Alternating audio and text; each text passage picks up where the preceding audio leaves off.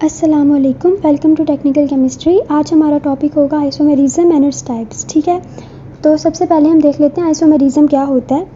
जब हमारे पास दो या दो से ज़्यादा कंपाउंड्स ऐसे हों जिनका मॉलिक्यूलर फार्मूला तो सेम हो। ठीक है, मॉलिक्यूलर फार्मूला यानी बंद करके जो हम छोटा फार्मूला लिखते हैं, जैसे ग्लूकोज का क्या है C6H12O6। ठीक है, इस तरह का जो मॉलिक्यूलर फार्मूला हम लिखते हैं ना, उन मॉलिक्यूल्स का मॉलिक्यूलर फार्मूला सेम हो।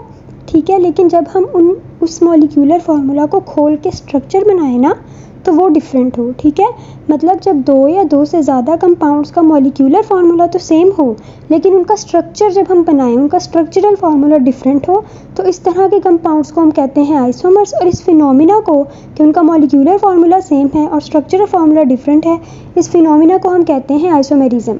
जैसे हमारे पास डाइमिथाइल ईथर और एथेनॉल की एग्जाम्पल है। ठीक है, इन दोनों का मॉलिक्यूलर फार्मूला क्या होता है C2H6O। डाइमिथाइल ईथर और एथेनॉल दोनों का मॉलिक्यूलर फार्मूला C2H6O होता है। लेकिन जब हम स्ट्रक्चर ड्रॉ करें तो देखें हमारे पास एथेनॉल का स्ट्रक्चर क्या है, ये। ठीक है, और डाइमिथाइल ईथर का स्ट्रक्चर हमारे पास क्या है, ये। ठीक है, तो दोनों का स्ट्रक्चर डिफरेंट है ना, तो ये दोनों एक दूसरे के क्या हुए, आइसोमर्स। ठीक है, अब ये तो हो गया आइसोमर्स। अब हम देखेंगे टाइप्स ऑफ आइसोमर्स।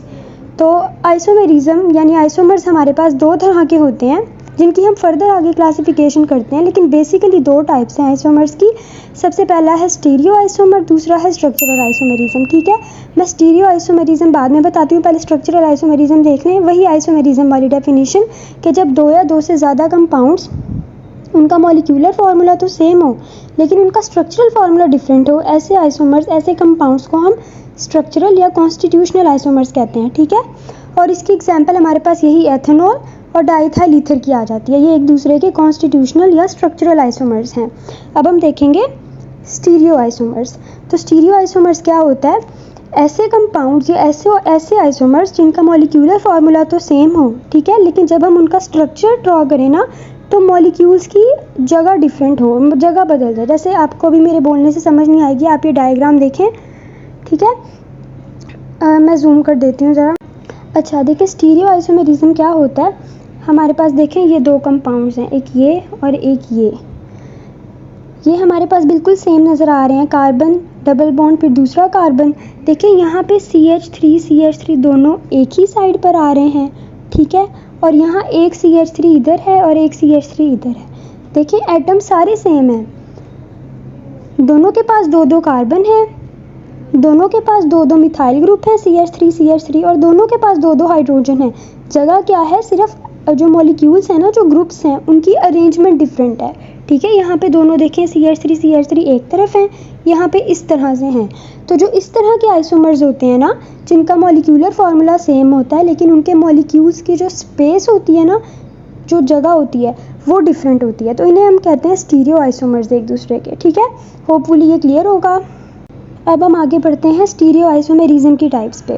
तो स्टीरियो आइसोमेरिज्म हमारे पास दो तरह का होता है, एक होता है जियोमेट्रिक आइसोमेरिज्म और एक होता है ऑप्टिकल आइसोमेरिज्म। जियोमेट्रिक आइसोमेरिज्म क्या होता है, जो अभी हमने स्टीरियो आइसोमेरिज्म की डेफिनेशन पढ़ी है ना, कि जो ग्रुप होंगे ना, उनकी स्पेशल अरेंजमेंट डिफरेंट होगी। ठीक है, मतलब उनकी अरेंजमेंट डिफरेंट होगी, जैसे कि अभी हमने पीछे देखा था ना।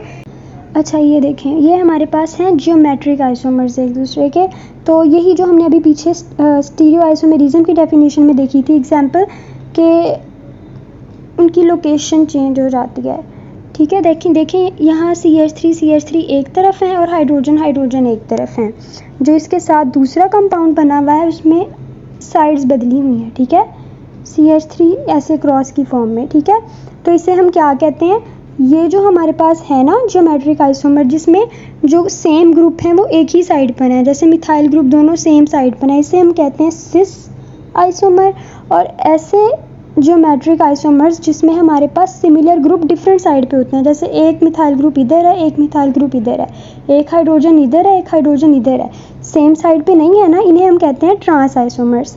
ठीक है, जिनमें सिमिलर ग्रुप सेम साइड पे होंगे वो होंगे सिस, और जिनमें सिमिलर ग्रुप डिफरेंट साइड्स पे होंगे, ऑपोजिट टू ईच अदर होंगे, वो होंगे हमारे पास ट्रांस। तो सिस और ट्रांस हमारे पास जियोमेट्रिक आइसोमर्स की टाइप होती हैं।